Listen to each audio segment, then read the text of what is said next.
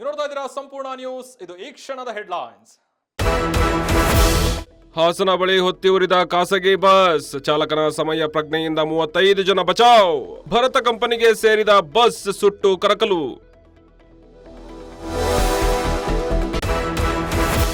ಇಂಧನ ಬೆಲೆ ಏರಿಕೆ ಬೆನ್ನಲ್ಲೇ ಮತ್ತೊಂದು ಶಾಕ್. ಅಗತ್ಯ ವಸ್ತುಗಳ ಬೆಲೆ ಏರಿಕೆ ಆತಂಕ, ದರ ಏರಿಕೆಯಿಂದ ಕಂಗಾಲಾದ ಜನತೆ.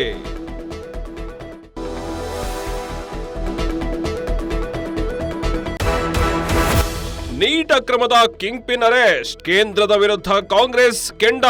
ಜೂನ್ 21ಕ್ಕೆ ನೀಟ್ ಯುಜಿ ಮರುಪರೀಕ್ಷೆ.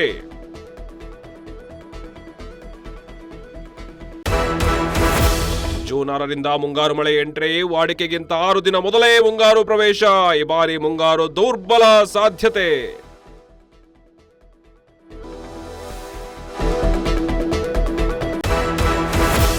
ಮೋದಿ ಮಾರ್ಗದಲ್ಲಿ ಸ್ಫೋಟಕ ಪತ್ತೆ ಕೇಸ್, ಆರೋಪಿ ಕಗ್ಗಲಿಪುರ ಪೊಲೀಸರ ವಶಕ್ಕೆ.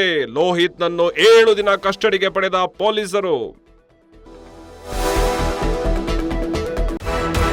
ಇದಾಗಿತ್ತು ಈ ಕ್ಷಣದ ಹೆಡ್ಲೈನ್ಸ್. ನಿರಂತರ ಸುದ್ದಿಗಾಗಿ ನೋಡ್ತಾ ಇರಿ ಸಂಪೂರ್ಣ ನ್ಯೂಸ್. ಇದು ನೊಂದವರ ಧ್ವನಿ. ಸಂಪೂರ್ಣ ನ್ಯೂಸ್, ಇದು ನೊಂದವರ ಧ್ವನಿ.